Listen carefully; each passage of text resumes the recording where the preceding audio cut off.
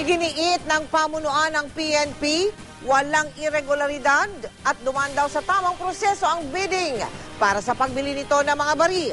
Hindi raw ng impluensya sa usapin si DILG Undersecretary Rico Puno. Nakatutok si Ian Cruz. Hunyo nitong taon, nagtawag ng bidding ang PNP para sa kulang 60,000 baril para sa lahat ng pulis sa buong bansa. Sa 7 bidder, ang RS Pinelli Trading ang nanalo. Ang kanilang bid, Jericho 9mm pistol na galing Israel sa halagang 16,250 bawat isa. Pero matapos ang bidding, na-disqualify ang RS Pinelli. Hindi raw nasumite ang mga dokumento tulad ng mga papeles mula sa Philippine Embassy sa Israel at sa Insurance Commission. Tuloy, ang susunod na lowest bidder, ang trust trade ang kinuha. Ang pistola ay Glock 9mm na nagkakahalaga ng 16,659. Mas mahal ng 400 piso bawat baril kumpara sa RS Pinelli o katumbas ng humigit kumulang 20 milyong piso. Pero para sa PNP, wala raw irregularidad sa nangyaring bidding. Di raw ito minadali at malinis daw ang proseso. Wala pa hong contract signing. After the contract signing, yung notice to proceed. Yung notice of award ang meron na ho yun. Yung sinasabi ho kanina na insinuation na on the time na pagkamatay ni Secretary, mukhang mali ho yun. Wala ho yun. It's not even significant.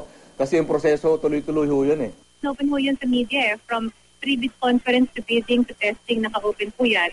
So definitely, wala ho kami tinatanggap na any payment from the PNP. Wala kaming mga kagamento na pinaparating sa port. Nanalo rin sa bidding ang RS Pinelli para sa pagbili naman ng 1,500 na assault rifle para sa taong 2011. 89,000 pesos ang presyo ng kada rifle. Pasok sa budget ng PNP na 170 million pesos.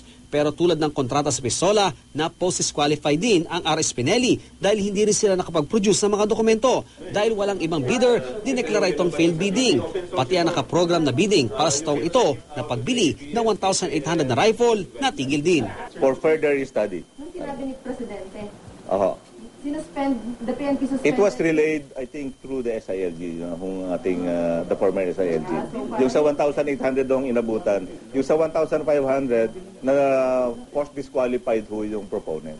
Tumangging magpaunlak ng panayam ang RS Pinelli Trading. Sila na raw ang natalo sa bidding, sila pa ang naku-question ngayon. Ang napapaulat na sabay na pagbiyahe ng may-ari nito at ni Yusek Rico Puno ng DILG sa Israel, maaaring nagkataon lang.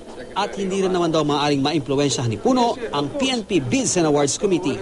Wala hong membro ng BAC, TWG or BAC Secretariat na pumunta ho ron at sumama sa kanila. Wala ho. At alam ho namin yung prohibition ng batas. Bawal ho yun eh. Hindi ho pa kami dapat sumama as members ng BAC. Ano ho siya eh, di ba? Siya ho yung Undersecretary for Peace and Order. So, di ba, natalaga ho siya ng Pangulo, ng SILG, na oversee the peace and, yung Philippine National Police. So, he can always sit down. Doon ho sa amin. Pero not as voting member, not as regular member. At wala rin ho siyang, wala ho siyang dinidikta sa amin. Ian Cruz sa Katutok, 24 Oras.